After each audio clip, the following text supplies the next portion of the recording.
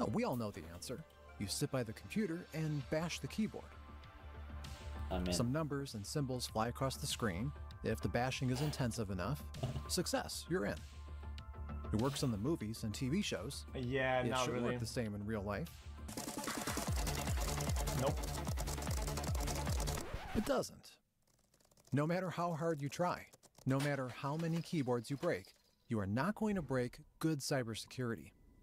For that, you need something. Chat. This is the current modern day hacker.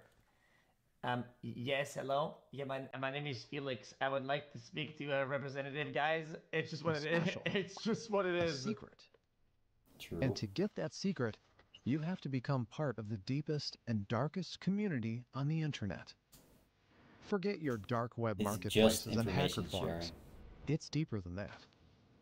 It's a space whose entire existence rests on its covertness, where the world's best hackers trade secrets for life-changing sums of money, where governments, mega corporations, and criminal cartels compete over snippets of information that can change the world. Welcome to the zero-day market.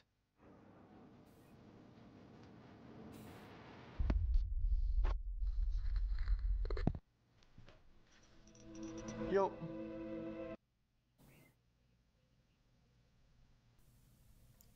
Yeah, thank you. Excellent, thank you. You're standing in front of a high and strong wall. No problem. How do you get to the other side? I feel like it kind of leaked, Walls to be like honest. this are all over the internet. They guard the data of companies, nations, institutions, even people like you. When somebody purchases a gadget or an app, the wall is included in the price. People are paying for not getting hacked. But how do you hack things then? How do you get to the other side of that wall? You don't? Smaller walls can be scaled or broken through. That's what things like SQL injections and DDoS do. Most walls have an even easier access, just talking your way in. That's called social engineering. But for some, even the strongest brute force or the cleverest infiltration is not going to work. You need a better way in. Yeah, you need an infiltrator, bro. You come closer and inspect the bricks. No, you just said maybe that didn't one of work. them is cracked or protrudes just enough to give you a foothold. Maybe it can be moved to reveal a secret passage. Windows 10 and Mac OS X, some of the most popular operational systems out there, have around 80 million lines of code. If each line was a brick, you could build nearly 300 miles of wall with them. 300 miles, 80 million bricks. What's the chance that one of them has a flaw? In the code, a flawed brick is a bug, a vulnerability that can be used and exploited, a hole in the system you can slip through. The companies that build walls don't want flawed bricks. The income of those companies depend on shipping a secure product. They have entire departments dedicated to finding flaws in the code and pay hefty sums of money to anyone who can reveal a bug. And whenever a company finds a vulnerability in its software, it issues a patch, a fix that replaces the brick and removes the vulnerability. I mean, I feel like a lot of the bugs are just features that are so shit that are just so fucking bad. There's like a bunch of oversight, and then they could be used maliciously. So the importance of a security flaw is measured by how long ago it was discovered. Week-old bugs are as good as patched. 2 or 3 days old ones are probably being exploited by every wannabe hacker out there, and the patch is already on the way. Yeah, you're wrong. But if a company has no idea a bug exists, in other words, if it had known about a bug for 0 days, it's a whole other story. A useful 0 day is the holy grail of hacking, a secret vulnerability that can be exploited to breach the security of a device, or an app, or an entire network. Not only are you slipping right through the wall, nobody even suspects you're doing it. But good 0 days are hard to come by. To find one, you have to be better at spotting flaws than every single engineer hired by the wall building company. And even then, you may spend years staring at the code and looking for a useful flaw. Or you can look for someone who already did that. This is bug trap. That's the There's also a connection bunch you of need to deliberate know. laziness and fucking. You need to have eyes everywhere at all, a lot of times it's just everywhere, all the time. I'll fix that later. That's what hacking look is, at man. the League of Legends fucking client. That piece of shit is Right. so Think about it. garbage. When you're in a prison Brother, and you do this shit prison is escape, so bad. Watch right? this. You break out of jail. I opened it, but it's not launching. How do you do that? Shit. You need to It's already lagging. know everything. Hold on. Every flaw. You need to Watch know this. everything. Log in and it'll say it fucking network Use error. Look at them that. in the correct Hold on. way in order for you to get out. That's what Can that's I what click hacking the does, fuck? man. Holy shit, this is so fucking bad.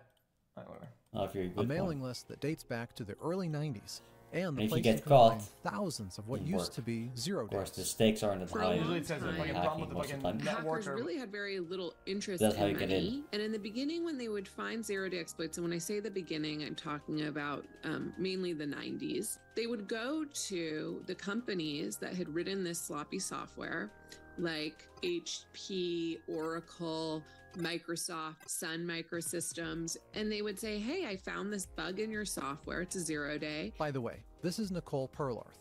She's a New York Times journalist who spent years investigating the 0-day marketplace, and a lot of what we know about its history comes from her reporting. To create this story, we reached out to experts like her, who have actual hands-on experience. Finding and contacting them is a bit more difficult than it looks. The only reason we can do this is you, our viewers. And we are thankful for every token of appreciation you can give, be it a like, a subscribe, or a comment. Sup? A small gesture Oh, the can dog? go a long way. Yeah, yeah. So, the early hackers would attempt to contact the companies and notify them about 0 days in their software.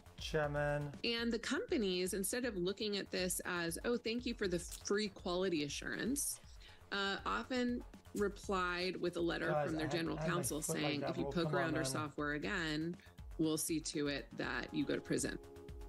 So, bug track. You create a snappy handle, you hide behind a Come proxy, on, bro. you take your 0 day and mail it to thousands of hackers across the world, the community gets valuable information, the company gets punished, and you get street cred. Sharing and exploring 0 days was a major part of the early hacker culture and a source of pride for many. But as the years went by, this state of things began changing into something unrecognizable. There is a wall, and you really need to get to the other side. You have money, you have connections, you have resources. All you need is a hint. You go to BugTrack and look for names. There is Mnemonics, Aleph1, Hacknisty, scores upon scores of handles, a lot of very skilled people who do a lot of work for free, but maybe some of them would like a bit of compensation. You choose one, an email, a polite, well-measured offer, and a sum, more than they earn in a year, more than the software company is willing to pay for the same bug. There are very few problems a bottomless budget can't solve. Years pass. You do the same again and again. You establish stronger connections, I know what you're saying. relationships, networks. Some of the people are reliable, others not so much.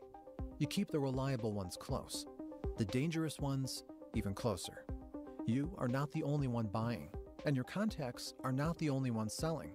A market begins to form and grow. Just by sending some emails, you get 0 days that can bypass any wall. And even if you have a problem finding sellers, there might be a solution to that. Middlemen emerge, 0-day brokers, companies with shady names and even shadier backgrounds willing to help you in your struggle. They can find whoever you need and conduct the transaction. They will even confirm if the merchandise works. Chad, remember the hackers that sims up my shit and they had my my Twitter? What I was told internally is that the motherfuckers were able to get like my accounts, but only from like a dashboard / interface, like internal, and it couldn't look at my DMs or anything. So the DMs weren't read or looked at. They could only like tweet from it, pretty much. And vouch for It's like a its panel thing, effectiveness. yeah. They're very much a matchmaking service, right? Government, right, could go and post even anonymously on Reddit or some underground forum. Hey, I want to go buy an exploit, right? But then you're dealing with some unknown party. You have issues around escrow, right? Both trust from the buyer side and trust from the seller side, and so these exploit brokers work as middlemen and matchmakers. They're holding stuff in escrow, and then they're confirming the vulnerability or holding funds in escrow, and then confirming the vulnerability actually works in many cases before even brokering the deal. And then, of course, for all those services, they take a percentage off the top. So you buy a snippet of information from a broker or an anonymous hacker online.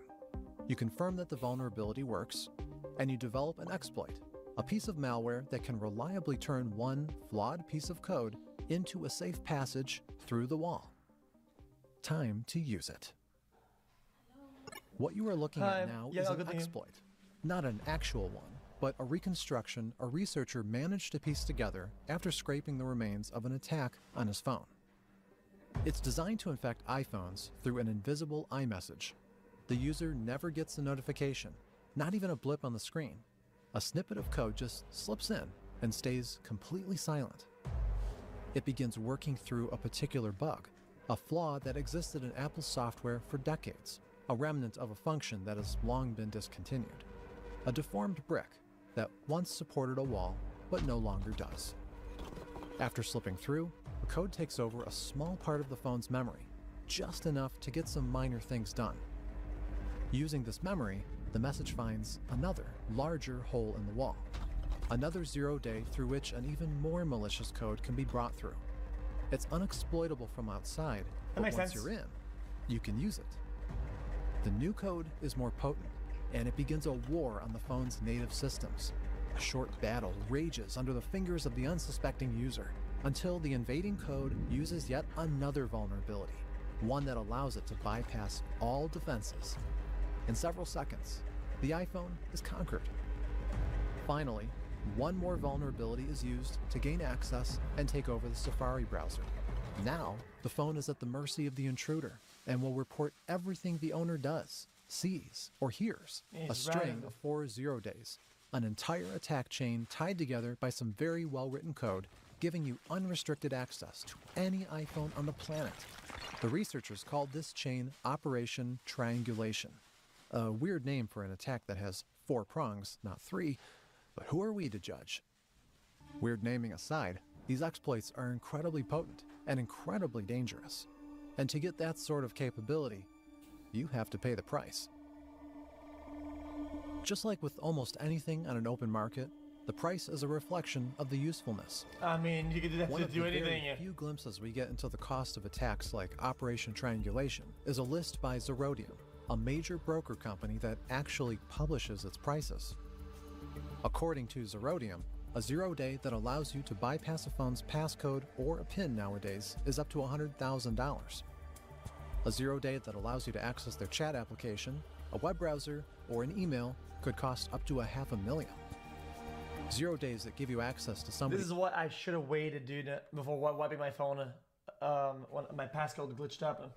Because my phone blocked, and I lost like a year of photos and shit like that, which was really cool to have. I'd pay $100K for that. Email could cost up to $500,000. 0 days that give you access to somebody's phone without any interaction on their part can net $2 to $2.5 million. So, millions of dollars to break into a phone. And that's not even counting the salaries of the small army of hackers who wrote the exploit, making the 0 day usable. These I are don't know, not the use amounts of backup on money you purpose. pay to keep tabs on your cheating fiance. The people who use these attacks aim a lot higher. The biggest demographic of buyers, on open markets is probably governments. I mean, they have money that cyber criminals, can't touch, or can't possibly amass, even some of these larger ransomware gangs. And the value, right, that they get out of the intelligence that they gain with these 0 days is not measured in dollars and cents either. Some 0 days are harmless. You find a mistake in the code and it might be in a system which is not widely used, or if it's even used by some niche audience, it's not that interesting, not It might be harmless now, though.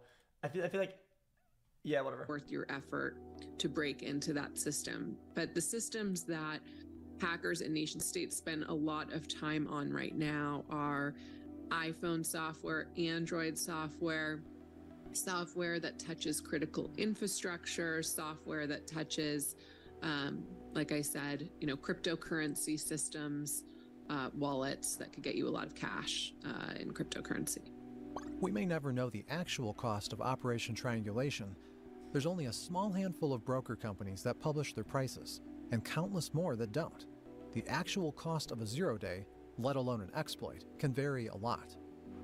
A good example of that is Operation Zero, a broker that popped up just a few years ago. In September 2023, it offered the highest price for an exploit that has ever been recorded, $20 million for an attack chain. Things like Operation Triangulation could cost at least as much, or even more. All of that to give you access to a phone, a small device that tracks its users. But some targets of such attacks are bigger. Another 0-day bought for a similar price might net you an entrance to a desktop computer, or an industrial controller, or an entire network that maintains... I mean, chat, imagine you had the fucking 0-day to the iCloud leak or whatever, right? And you ask a bunch of celebrities, brother, listen, I have your cock. It is what it is. I have it. I can post or I cannot post, okay? And we bury this. Do you want to buy this 0-day or what, bruh? I mean, personally, I'd ask to be paid because I think it's worth something. Whatever. They can do it for free. Infrastructure of a factory, a military base, a city. Stuxnet, one of the most advanced examples of malware, used a string of 4 0-days to enter an Iranian nuclear facility and disable it. NotPetya, the most damaging cyber attack ever recorded, used one single 0-day to paralyze an entire country for several days, causing billions of dollars worth of damage to international companies that operated there. The phone of Jamal Khashoggi, a journalist murdered by the Saudi Arabian government in 2018, was monitored and tracked by the government after infecting his devices through 0-days. So far, we've been comparing a 0-day to a flaw in a wall, a brick that reveals a hidden entrance. This comparison is quite harmless, maybe a bit too harmless. A 0-day could also be compared to a weapon, or more correctly, a material from which a weapon can be made, a more powerful weapon than almost anything in the world. With the right set of 0-days, a government can wage cyber war against both competing governments and its own citizens. For a government with enough funds to buy such a collection, and enough skilled personnel to correctly exploit it, any security is no longer an obstacle. And most of these 0-days have at some point been traded on the 0-day market. They were bought, sold, and shared. This happens every day, right there under the noses of law enforcement, regulators, and corporations that can't and won't do anything to fight it. I mean, how? Why? How is trading 0-days even... How the fuck do they fight this? It's just they found a piece of code that doesn't work. Is that illegal to own, to know about, to whatever? Are they obligated by law to report it to the correct people? You find a bunch of line of codes that are accessible by everybody. Say, this one doesn't look right. I'll sell that to you. The fuck? Perfectly fine to sell that shit. Legal. And why nobody treats it with at least a fraction of the seriousness. They didn't exploit it. They found something. They found a code that doesn't look like it's working, and they sold it to somebody who will then use it. But as far as they know, all they sold is an observation. People treat the sale of weapons of mass destruction. Well, the answer to that is a bit complicated. The 0-day market is a sprawling structure with several levels and a huge variety of players. It seems harmless on the surface. No, selling cocaine is not fine, but selling cement to somebody is perfectly fine. If you sell cement to somebody and they use it to make cocaine, yeah, I mean, shit. But on my perspective, I just sold you some cement that I had in my backyard. Perfectly fine. Nowadays, unlike 20 or 30 years ago, lots of companies offer bug bounty programs. They pay for any vulnerabilities found in their software, encouraging hackers to earn their income legally and make the internet more secure in the process. Some firms and researchers do the same, but independently. They look for bugs in the code of popular software and notify the vendors. Sometimes they get paid. In any case... How is that not a good analogy? How's that not a good analogy? Bro, none of you guys came up with any good argument. You just say, I'm dumb. You have no arguments. They get exposure. The corporate version of hacker street cred. This is how the white market works. The tip of the iceberg. Something most people mean when they talk about 0-days. But there is a level below that. the part of the market where companies don't have catchy names and aren't too fond of being noticed, where researchers don't advertise their findings, and a lot of them get redacted.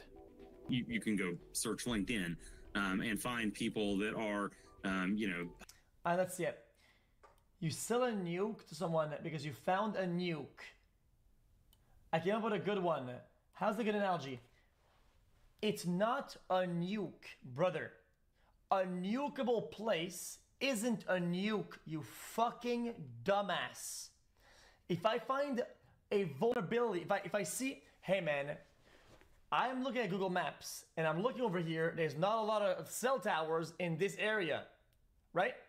If you want to think, if I send a nuke over there, they will not detect my plane that has a nuke because there's not a lot of cell towers to communicate this information.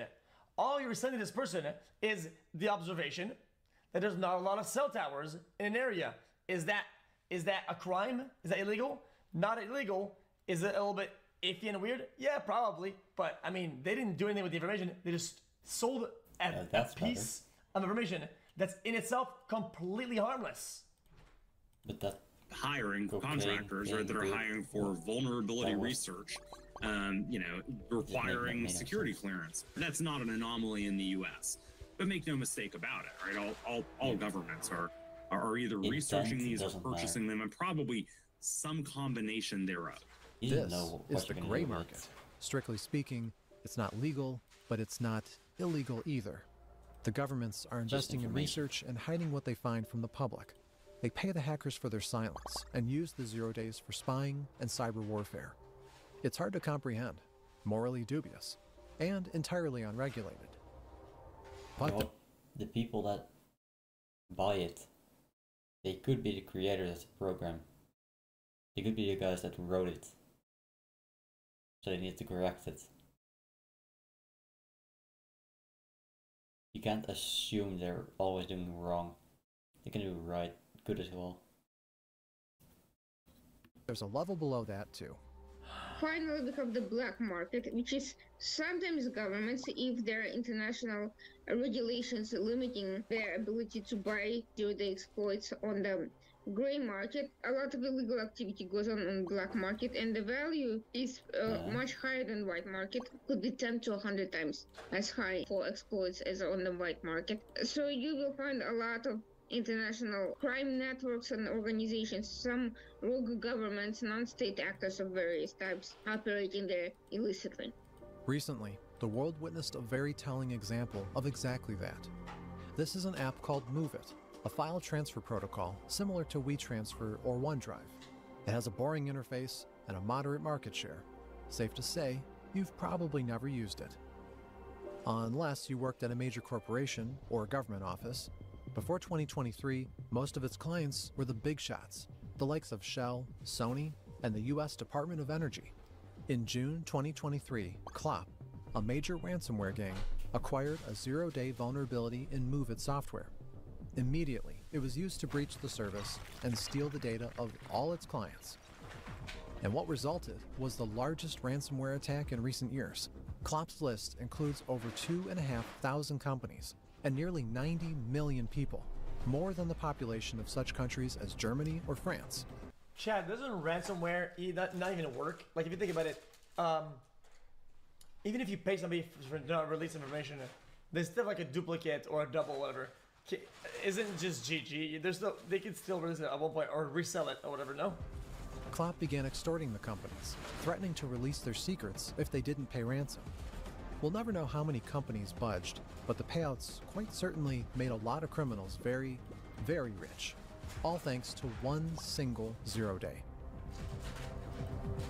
Why would I pay somebody not to leak my baguette? Why? Why would I do that?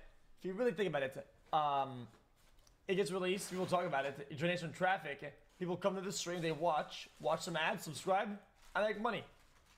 Where's the loss? Where's the loss? Oh, the loss is people talking about it, commentary on it, people make interviews about the shape, size, and other various information about the baguette. And then people think about that, they see that, they tune into the stream, they go, they look, they watch some ads, subscribe, and they give it more money. Now what? How is it tied to you? So it started with nation states and their Somebody can just make contractors. things up. And like most And you of still these benefit techniques off and it, tools, off it has now migrated to cyber criminals. And over the past few years, we've seen cyber criminals use zero-day exploits in various ransomware attacks or hacks of cryptocurrency exchanges, wallets, and that kind of thing. So that's the black part of the zero-day market. With it, the whole thing seems quite neat and organized. You have the good guys who work openly and hunt for 0 days to expose them and make everyone safer. You have governments and shady companies who trade 0 days. Yeah, these guys hunt the fucking the email from Google saying, "Thank you for fixing our bug. Here's $45 and a ticket for some free beef jerky at your local Shell, brother." Like, and make fuck everyone off, dude. safer. You have governments and shady companies who trade 0 days to stay So on top of the fucking cyber dumb. warfare game. And you have the criminal organizations that buy 0 days to steal data. You can read all about this on Wikipedia, or, well, anywhere.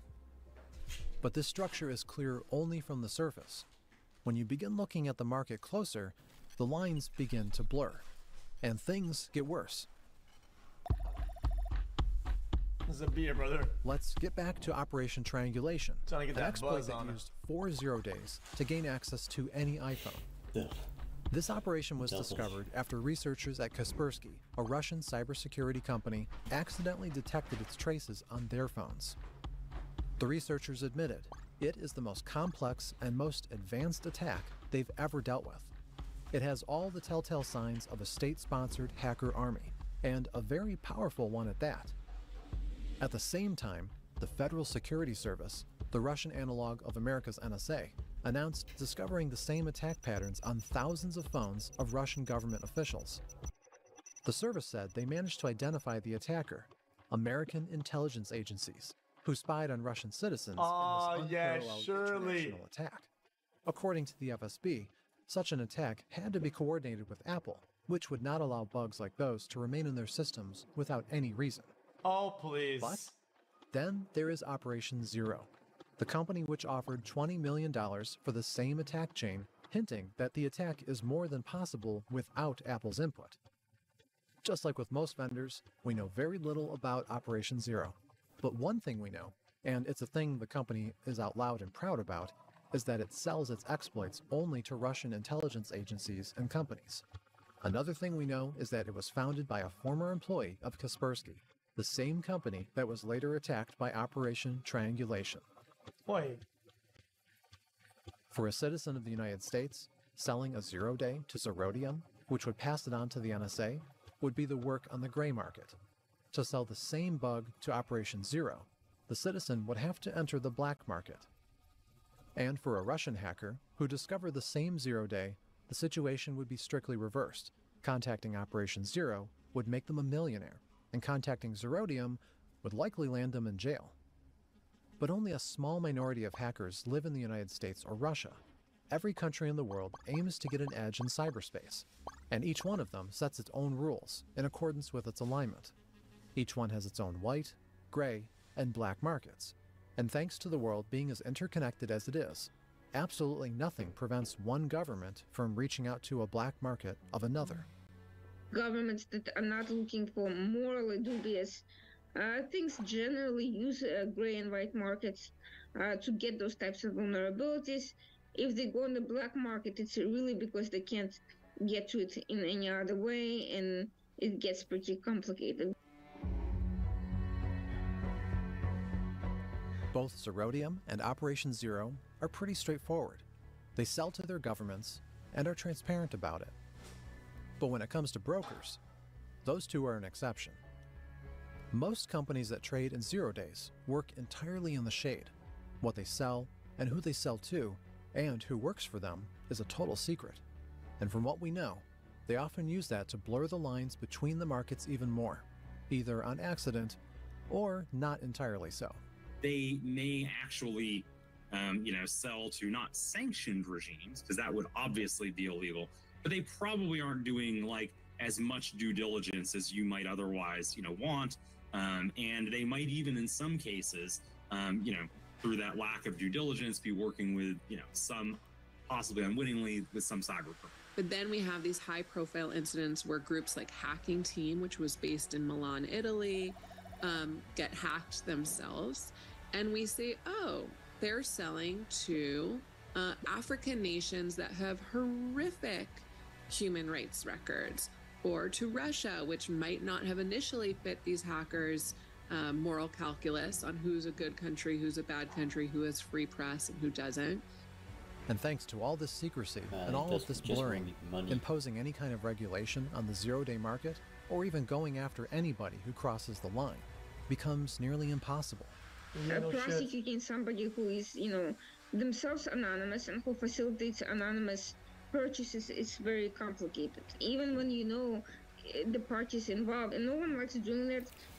Because they also want to see brokers as sources of information. So for them, it's better to give the broker immunity and get them to cough up whatever they know about the deal than to go after them and make additional parties with an interest to cover everything up even more. That's why they're not very likely to be prosecuted. And this is how the zero-day market operates, with no regulation, with no prosecution, always on the border of legality and morality. It is sprawling and complex, and at the same time, mostly invisible and entirely opaque.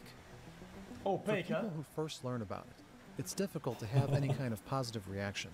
After all, we are speaking about the underground sale of weapons that can be, and sometimes are, used against every one of us. So, an urge to regulate or straight up ban can be overwhelming, no matter how difficult or impossible that might seem. But there can be a different perspective on this. A perspective held by a lot of people who used to work in intelligence agencies and witness what governments use their 0 days for. Yeah, this one's a rather complex one for me. I don't speak purely from opinion. A little bit of it's from experience. I think it's well known at this point, that I'm a former intelligence professional and a former government hacker, right? Double standards, triple standards. You want to tell you what it is? Dude, making fun of accents is a underplayed quadruple super standard. You want to know why? Oh, you make fun of French, low W. UK, low W. European, low W. Make fun of an Asian accent, you're done. Prison, brother. Send him to prison. You are already in jail. Why is it like that? Why is it like that? Why? And so, I've seen firsthand the value of retaining an O-Day purely for offensive purposes. Of course, there's a risk there, right? And that's why the U.S. government, has the vulnerability equities process, where very smart people, very smart and very educated people from across different agencies in the government meet about 0 days that we have knowledge of and may or may not have weaponized, may be available for sale, what have you, and discuss the value of using it for intelligence versus the value of making our infrastructure safe, right? And globally infrastructure safe. It's a bit complex for me. I absolutely can't side with the folks that say all 0 days are evil. Right? That can't be the case. What you're looking at now is a theoretical exploit of a vulnerability in PHP, a scripting language that forms the backbone of the internet, both the visible one, such as the page you are on right now, and the invisible one, the dark web, a place you've probably heard of. Websites and servers there are based on the same principles as regular websites, and they're susceptible to the same vulnerabilities. Sometime in late 2023, somebody, somewhere, discovered a cracked brick in the wall that forms a part of PHP. We don't know who that was and why they did it. Maybe they found the 0 day themselves, maybe they bought it on the market. And then they took that cracked brick and turned it into a passage. With that passage, they could have accessed any server, overtake any website in the world. But the website they did attack looked like this. It's the dark web blog of Lockbit, one of the largest criminal organizations in the world. In several years of their existence, Lockbit attacked thousands of people and extorted billions after stealing their data and demanding ransom. At the height of their activity, they comprised almost half of the entire ransomware market in the world. What? In early 2024, Lockbit was taken down. Their whole infrastructure, spanning dozens of servers and the accounts of hundreds of cybercriminals, was taken over by a combined task force of law enforcement from 11 countries. They hit the gang so hard that it practically had to recreate itself anew and might never return to the top of the Is food that chain. Batman? And this entire operation was, most likely, conducted thanks to a 0 day. So yes, it can be difficult to admit, but sometimes the governments and law enforcement agencies just do their job. And sometimes that job requires a well-placed exploit. Well, it could be unethical, but the problem is it works both ways. Yes, it could facilitate governments looking to spy on opposition members, journalists, and so forth. And there are many campaigns constantly attacking governments and companies for doing exactly that. It could also be the reverse. It could be other governments going after the oppressive governments and trying to cause them problems. It could also be private initiatives looking for exploits to attack these governments, such as what anonymous affiliates were doing against Russia during the war with Ukraine. So if you start going after this market, it will end up hurting both sides, and more likely the governments will win anyway in that scenario because they have more money to spend. They're not operating at a risk when those markets. They will nice, though. use third parties who they'll burn, but then they'll find somebody else. So everything is a lot blurrier than it might seem. The 0 day market is a huge tangled mess of legal and moral questions, of companies that sell to criminals and governments alike, of agencies that seek exploits and pay millions but call it illegal to use the same exploits against them, of criminals attacking governments and governments attacking criminals, and of hackers who are the source of it all, people who earn their living staring into the wall. Most of the 0 day market is completely secret, but after all, we know about it, right? Black hat hackers. So somebody is definitely breaking the first rule of Fight Club. Sometimes it's former government employees who say as much as they can without crossing the line. Sometimes it's brokers who want to attract attention, both from potential sellers and buyers. And sometimes it's hackers themselves who decide to talk, despite what others tell them. As I document in the book, there are various cases where certain brokers, there was a very famous one based in Thailand. I don't know where he is now, the Gruk. He's a very well-respected member of the hacking community. Spoke to a Forbes reporter, a friend of mine, Andy Greenberg, at one point and thought he was speaking off the record. Basically, the Gruk shared a lot of information. Price lists, some rules of the game. At one point even posed for a photo next to a duffel bag, which I don't know whether there was actual cash in it, but it looked like there was cash in it. I don't know if it was real or not. And oh no! Wait, does he have toe shoes? The shoes, no! He's wearing the fucking toes shoes. The toe spreaders. No, you can't do that, brother. Guys, that's against code, Jen.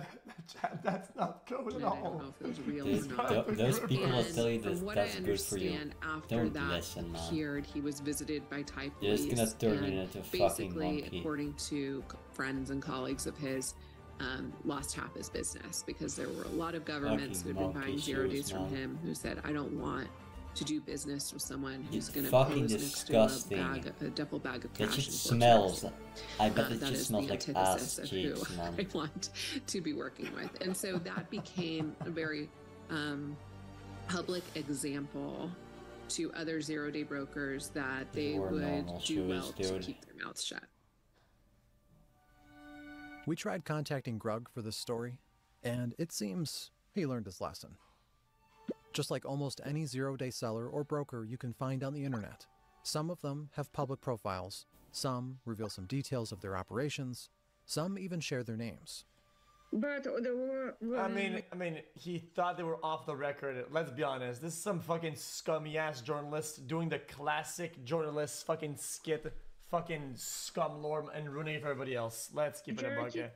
have to operate through multiple layers of encryption. And when you get to that point of secrecy, there's just no way to know who you're dealing with. And frankly, it's dangerous for you to know, and that's why it's done particularly in that way. So the reason why no one wants to talk about this is, one, their customers require complete discretion. No government wants to purchase a 0 day from someone who's out there mouthing off about what they have, who they're selling it to. They need to be able to trust. Unless it's valuable enough. I think the way it works is like, it's kind of like the hot girl crazy scale. If your word of something is so valuable and so good, who gives a fuck if you're fucking naked yelling a bunch of bullshit in the end and saying some shit? Who cares? Trust these people to keep these sales quiet. So discretion is critical. Which is why, while we know a lot about the 0 day market, there's much more we don't, and probably never will, even despite the impact it has and will have on our lives. So, there you go, the 0 day market. The digital underworld full of elite hackers and horrific secrets. A world that sometimes spills into our reality, causing massive harm. But also, a world that is inseparably intertwined with ours, with ties that simply can't, and probably won't, be broken. The walls are built by people, and as long as that happens, some bricks in them will be flawed. Well, I mean, if you didn't do that, that's too terrible, right? Technically, you've saved them from a heavier downfall down the line from somebody who does the worst possible thing. Technically, it's all gray hats. That's my take. And as long as there are flawed bricks, there will be people who will pay money to have them found. And so, the 0 day market will persist. We hope you enjoyed this short dive into another extremely complicated topic. We're very thankful to Nicole Perlor, whose book on 0 days served as an inspiration. You put it in boxes so you can understand. If you use some hack to steal $5 from your neighbor, technically it's black hat hacking, right? I mean, you're using some vulnerability. Yeah, that's but black. Then the thing is now known that there's a bug. They fix it, and then somebody was good or could have used it against like the whole government. Yeah, it doesn't matter. He did maliciously. He's black. Technically, that was pretty helpful. Yeah, he's black. It was pretty helpful. He did maliciously, so he's black now. I mean, $5, $5. Yeah, it's bad, but like, I think it lies in the intention. If the intention is to harm, yeah, it's black. Yeah, he's black then. I think it's more result based. That's just my take. Yeah, but if the intention is good and he's white. And if it's a mixed intention, or just for money, then he's just black again. So, like I said, you need to put him in little boxes so you can understand. That's very important. You need to keep doing that.